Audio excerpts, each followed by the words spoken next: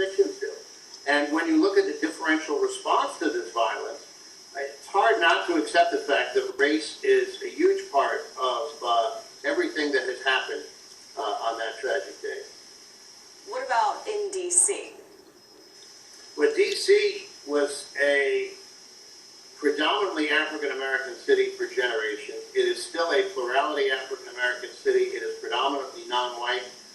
It is a city that is a majority of minorities. And every other part of the United States where the population is ethnically non-white doesn't have voting representation in the Congress. And in the 21st century, that is an intolerable injustice that we have to put an end. If you live under the American flag, you are an American citizen. You deserve the equal democratic rights that you should have in our society and in our democracy.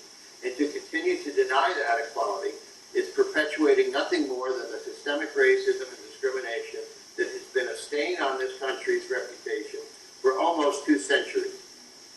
Now, what other things is D.C. being held back from being able to do because it's not a state? Just real quickly before we let you go.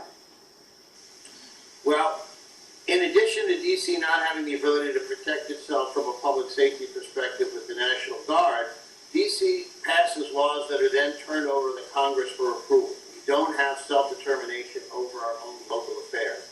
Additionally, not only can we not have the Guard when we want it, but we are subject to having the Guard brought in when we don't want it. And so this is really the second time that the National Guard played a significant role in protests. But the first time, over the objections of the executive, the Guard came in and attacked our citizens violently.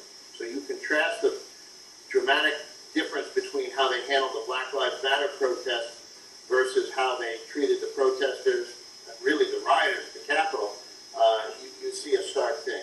So no voting representation in Congress, no self-determination over our local affairs. We are not fairly compensated for the services that we provide the federal government. A whole host of injustices that need to be put to an end, and hopefully in the first 100 days of the Biden administration. Thank you so much for taking the time to join us here on NBC Elects. The U.S. Senator of the District of Columbia, Paul Strauss. Appreciate it.